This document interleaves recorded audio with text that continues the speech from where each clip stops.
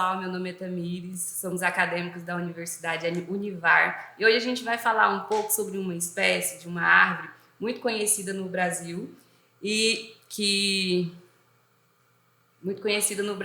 fez história e é a história do Brasil. E o José Roberto vai falar um pouco para a gente do que se trata, de que árvore é essa e como que começou toda essa história. Olá, sou José Roberto, né? Eu vou falar sobre o pau-brasil, que seu nome científico é Pau-brasilia echinata. O pau-brasil foi descoberto primeiramente pelos índios, né? Eles já usavam essa árvore muitos e muitos anos, né? Antes da descoberta do Brasil. Mas a sua descoberta real no papel foi com os portugueses na chegada deles aqui no Brasil. Eles foram atrás dessa árvore por qual motivo? Porque essa árvore era uma árvore muito boa, porque ela era forte, ela tinha resistência, durabilidade e ela tinha uma madeira avermelhada, que conforme a análise e o uso deles, né, na época, eles conseguiram chegar a usar essa madeira avermelhada para atingir tecidos, que era o principal, né, mas outras coisas também. Essa árvore tinha seu habitat natural na Mata Atlântica, né, onde ela era mais encontrada. E essa árvore, ela quase foi extinta do Brasil, né? Do mundo, né? No Brasil, só tinha no Brasil. Porque como ela era uma árvore muito visada, muito procurada pelos portugueses quando eles chegaram, até pelos europeus depois, com o tempo, eles só cortavam, desmatavam ela e não plantavam, né? Aí, diante disso, ela foi tendo sua escassez, né? Entrando em extinção, pré-extinção. O comércio dela foi muito forte, né? Por isso uma das possibilidades delas serem quase extintas. O José Roberto falou um pouco da cultura da árvore, né, do pau-brasil, e o Felipe vai falar para a gente como que aconteceu a exploração, o que afetou economicamente, qual era a forma como que funcionava o comércio dela naquela época. Meu nome é Felipe, eu vou falar um pouco do comércio. O pau-brasil era uma das principais riquezas da colônia brasileira, que foi intensamente explorada entre o século XVI e século XVII. A substância extraída e oxidada que produz o corante avermelhado intenso. Esse corante avermelhado intenso, ele já foi muito utilizado pelos europeus lá no século XVI e XVII. Os europeus usavam eles principalmente para atingir a seda, o tecido de luxo, de seda e entre outros tecidos também. Mas também temos a parte da madeira do pau-brasil, que também era utilizado nos móveis. Instrumentos musicais, móveis de luxo. Isso, era utilizado nos móveis, como móveis de luxo também, instrumentos musicais, pista também era usado na pista, e também objetos decorativos era usado também. Porque o pau-brasil ele tem um vermelho intenso, e na sua madeira esse vermelho intenso ajuda a destacar bastante, ainda mais em móveis. O nome pau-brasil, na verdade, o nome Brasil é a origem do pau-brasil, né, por conta dessa substância que era extraída, que chama brasilênia, e aí deu a origem ao país, ao nome do país, que é o Brasil, mediante a história do pau-brasil, né? E aí é uma curiosidade referente que é uma árvore também que virou nacional, um recurso nacional do Brasil. Devido à exploração da árvore, né, do pau-brasil, a gente teve um impacto ambiental muito grande. E aí a Maria vai falar para a gente o que aconteceu e como foi esse processo do impacto. Oi, eu me chamo Maria, vou falar um pouco do desmatamento e os impactos ambientais que foram causados com o desmatamento. O pau-brasil ela é uma árvore da área da Mata Atlântica E com a exploração assim absurda que teve na época, acabou que ela entrou em pré-extinção. A alta demanda e o grande desmatamento levou à escassez dessa árvore no início do século XVII. E eles só conseguiram assim amenizar esse desmatamento, né, no meio do século XVIII, porque a árvore, o pau-brasil, ele demora muito tempo para poder crescer de novo e voltar para a floresta. Com esse grande desmatamento, né, do pau-brasil, houve muitas consequências na biodiversidade das matas, né, e uma redução drástica da população do pau-brasil com tudo isso. E algumas medidas foram tomadas para que pudesse reverter essa situação e não chegasse a vir por extinção por completo. Foram criadas algumas leis para a proteção ambiental. Essas leis estabelecem normas adequadas, né, para que as pessoas não desmatem aí o pau-brasil, e normas adequadas para que exportem, produzem, cuidem, e é isso. Uma curiosidade é que, depois do século de exploração intensa, restar um pouco a população natural do pau-brasil. Então, felizmente, isso está sendo revertido porque estão plantando mais.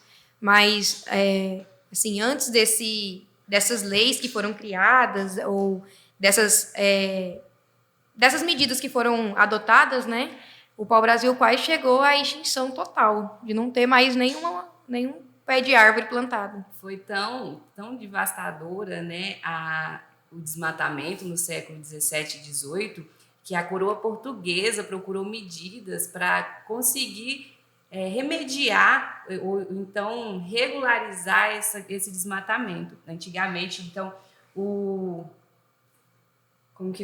a conservação do pau-brasil já começou lá desde o século XVIII, porque todo mundo era interessado, a madeira é muito boa, serve para amplas coisas, né? A gente viu aí que serve para tingir tecido. Na época, os índios, né, usavam apenas para tingir o corpo deles mesmos, para fazer arcos, para fazer flechas. Então, era bem menos, igual foi depois que descobriu a ampla variedade de coisas que poderia ser usado. É por isso que hoje ela é protegida por lei e é crime o mau uso da árvore, a má exploração dela, né? O Luiz Henrique também vai falar um pouco para a gente. A gente falou sobre o reflorestamento, né? E aí o Luiz Henrique vai contar para a gente como funciona o plantio, o pós-plantio, como que a gente pode cuidar, né, para tentar reflorestar, para ajudar agora o nosso país a recuperar essas árvores. Então, pessoal, boa noite. Meu nome é Luiz e eu vou falar um pouco sobre os cuidados que devem ser tomados para a gente conseguir um bom desenvolvimento dessa planta. Então, um dos primeiros cuidados é a gente saber selecionar as sementes. Então, se a gente tiver um bom percentual de sanidade de semente, a gente automaticamente vai ter também uma boa germinação. E o que acontece? A semente de pau-brasil, ela tem cerca de 70% de germinação. E os outros 30% são sementes danificadas, qualquer tipo de dano, ou verde, fora do ponto, entendeu? A esse tipo de problema, que são os 30% que não germinam. Fora isso, é um percentual muito bom de germinação. Então, se você plantar do jeito correto, é muito provável que você vai ter uma boa taxa de germinação. Fora isso, o que é muito interessante também é fazer um bom manejo de solo. Mesmo não sendo uma planta que dependa muito de fertilidade, de um solo fértil, existem alguns cuidados básicos, né, que vão ajudar no desenvolvimento da planta. Então, ali, um solo bem aerado, um solo que não esteja muito compactado, né, vai ser de grande ajuda, né, para a planta, para o desenvolvimento da planta. Até porque, assim, geralmente as plantas do pau-brasil são produzidas, né, em mudas, só que depois que você for replantar, fazer o transplante, né, que é passar da muda para o solo, você vai ter ali a planta, ela vai deixar de se alimentar ali daquele substrato onde a muda foi plantada e vai passar a se alimentar do solo, né? Vai para puxar os nutrientes e a água do solo onde foi plantado. Então, o local também, onde se vai plantar essa muda, é de extrema necessidade saber fazer uma boa escolha do local. Você falando, Luiz, da semente do pau-brasil, diz que é uma semente muito dura e que para fazer as mudas, geralmente tem que dar uma lixada nela para conseguir ela germinar com mais facilidade, né? Dar esse processo de germinação com mais rapidez. Sobre o solo também, ela prefere um solo mais úmido, né? Bem drenado. Pode continuar. Então, geralmente, quanto ao solo, é igual você falou, um solo bem aerado, úmido, e a planta também, ela tem uma observação que ela gosta de um pouquinho de acidez. Então, um solo um pouquinho chegado no ácido vai ser melhor para o desenvolvimento da planta. Certo. Muito bom. Deixa eu falar um pouco. Então seria mais um solo arenoso, argiloso. Isso, um solo arenoso. Nossa. O que eu sei também é que, tipo assim, essa planta ela é mais extinta, assim, porque ela demora muito tempo para crescer, né? Isso. Eu cheguei a ver que ela cresce até 15 metros de altura. Imagina quanto tempo leva para uma árvore dessa chegar num tamanho desse. Para a planta do pau-brasil florar a primeira vez, ela demora cerca de 6 anos. Então, tipo assim, o pessoal geralmente, quando vai plantar em espaço público a muda, eles demoram cerca de 1 ano, sabe? Eles plantam, esperam 1 ano, até ela atingir, com 1 ano, ela vai estar em média de 2 metros de altura.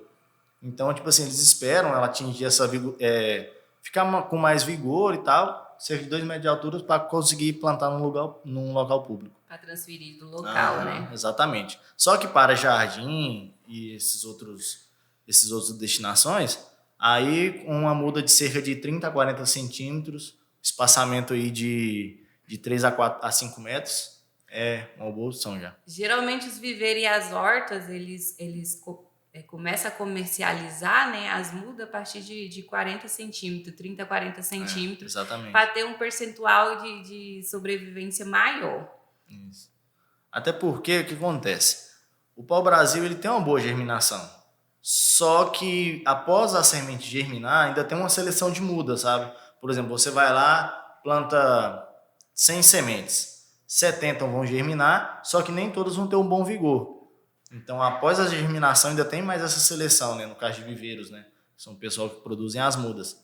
Então, mesmo a semente germina e eles ainda fazem uma seleção para selecionar as que têm melhor vigor. Não, então, e a gente também não pode deixar de falar dos problemas climáticos, né? Depois que você passa a muda para um terreno aberto, a gente encontra vários problemas, como chuva, ventos, e isso pode também prejudicar a durabilidade da muda, pode dificultar o crescimento dela, ou então levar até a morte. Então, por isso que quando a gente tem que transferir essa muda para o solo, né, a gente tem que procurar um ambiente que não esteja tão favorável para esses problemas ambientais. Isso, colocar suporte também é uma ótima opção. Geralmente o pessoal coloca, como fica uma rama muito comprida, aí o pessoal coloca um bambu ou alguma coisa assim, sabe? Uhum. E amarra na ponta até ele atingir ali uns 3 metros de altura, que aí ele fica beleza. Entendido. Uhum. E você tinha falado sobre problema climático e tal, às vezes falta de chuva, ele é resistente. Porém, antes da germinação, quando você vai plantar as mudas, é necessário molhar pelo menos 3 vezes por semana. E após a germinação, molha 1 vez por semana e tá tudo certo. E ótimo. Questão de temperatura, mais ou menos 25 a 30 graus. Isso, nessa faixa. E questão também de doenças. Cara, muito resistente, sabe? Geralmente, alguns problemas de broca, sabe? Mas nada que chega assim a dar perca na planta. Isso. Isaías, conta pra gente sobre os projetos que está tendo atualmente de reflorestamento. Há sim alguns projetos, iguais a da Reserva Ambiental do Parque Nacional de Tijuca, no Rio de Janeiro, e a Estação Ecológica de Murici, em Alagoas. Tem como programas de reflorestamento do pau-brasil. Organizações ambientais e escolas fazem campanhas de conscientização sobre a espécie. Alguém tem mais alguma pergunta, alguma coisa? Tem mais algum complemento, Luiz, que você queira fazer? Não. Também não tenho Felipe, nenhum tudo tranquilo? Então, Isaías, se quiser encerrar? Vamos encerrar com a fala, né? Sim.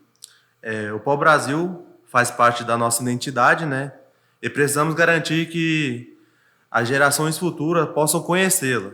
Vamos preservar essa história e essa árvore, né? Então, é isso aí, gente. Vamos preservar o pau-brasil. Vamos plantar, todo mundo, uma árvore. A gente precisa reflorestar o nosso Brasil. A gente precisa, né, preservar o ambiente que a gente vive. Então, é isso. Fiquem com Deus e até mais.